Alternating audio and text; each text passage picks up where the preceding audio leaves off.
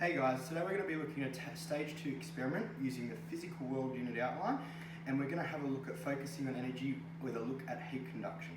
Okay, the materials we're going to need for this experiment today, we're going to need a kettle, we're going to need a thermometer, we're going to need a metal cup, a plastic cup, a ceramic cup, a measuring jug, and a timer. Okay, there's going to be 3 variables today. The independent variable will be the different types of cups, because we are changing the cup with every different lot of water we're putting in. We then have the dependent variable, which is going to be the temperature, because this experiment is part based off the temperature. The control variables will be the amount of water used.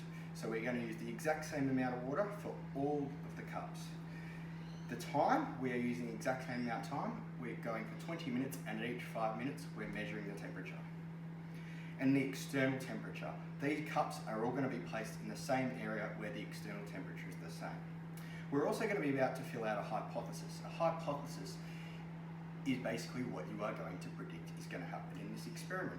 Now what we're going to do in the experiment is pour boiling water into each of these cups, and we want to work out which cup will hold the heat the longest. I want you guys to go back to your Google School Classroom and tell me, fill out your hypothesis, what you think will happen, your materials, your independent and dependent and controlled variables, if that's okay. And we'll come back and we'll have a look at the method once that is done. Thank you.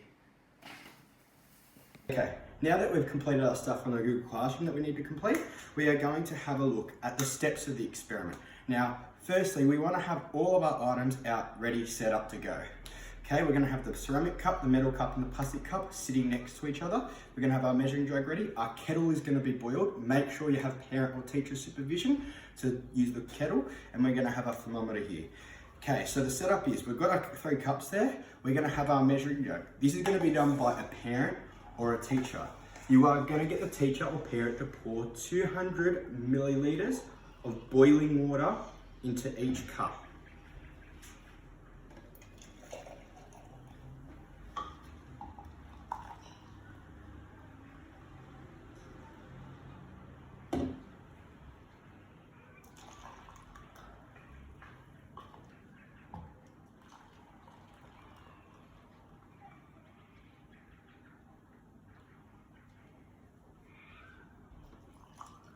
Okay, after 200 milliliters of the water is being poured into the cup, we then have to set up our timer.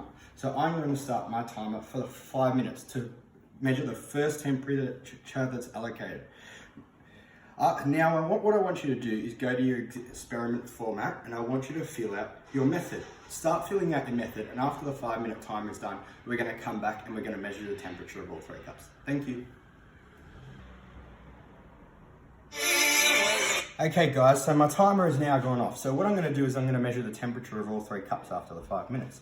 Now the most important thing you've got to remember when you're measuring these cups is that you're putting the thermometer in the water and not touching the side of the cups.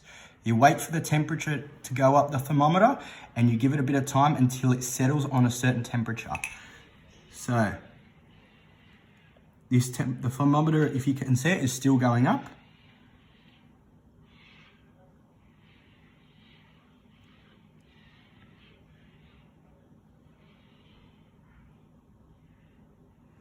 And it actually has stopped on 65 degrees. So what I'm going to do is I'm going to go to the ceramic cup and write 65 degrees. I'm then going to go to the plastic cup, and I'm going to repeat the exact same thing over again. And remember not to touch the side of the cups.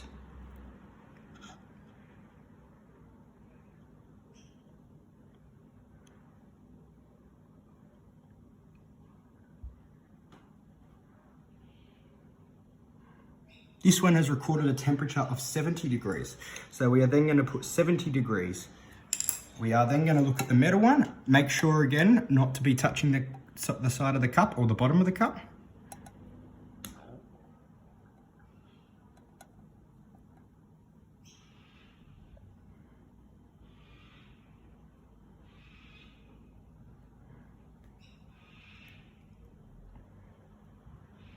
And this cup has shown 60 degrees.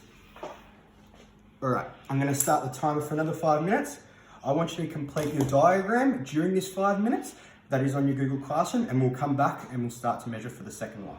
So the 10 minutes has gone up. I've actually recorded the temperature for mine already. I got recorded 49 for the metal cup, 60 for the ceramic cup, and 55 for the plastic cup. I want you to repeat step 1 to measure the temperature here. Make sure that your thermometer isn't touching the side of the cup, and make sure you don't get your hands near the water. Now we've finished the diagram on the Google Classroom, I want you to go on and record the results from the 5-minute temperature check and also the 10-minute temperature check after this is done. Thanks guys, see you in the 15-minute mark. Hey guys, so we've hit the 15-minute mark. I've measured the temperature of all these cups. I want you to repeat the same method we used last time for measuring the temperature. I measured the metal cup at 40 degrees, the plastic cup at 52 degrees, and the ceramic cup at 50 degrees. I now want you to put the 15-minute mark temperature and put it into your scaffold, and we'll come back for the 20-minute mark. Thanks guys. Hey guys, the 20-minute timer just went off and just finished my last temperature check. My metal cup ended up being 37 degrees, my plastic cup ended up being 46 degrees, and the ceramic cup ended up being 47 degrees. So overall, the ceramic cup ended up holding the most heat. I hypothesized at the start that I thought the metal cup would be able to hold the heat. I believe I was wrong because due to the opening at the top of the cups, there wasn't much room for the heat to get out. The opening of the plastic cup was smaller, where the metal cup was bigger, so the heat was exploding. That's why I think the plastic cup was a bit surprising about the amount of heat it held. Can I get you to record your results on your scaffold and also submit your results on the quiz in the Google Classroom? Good, thanks guys.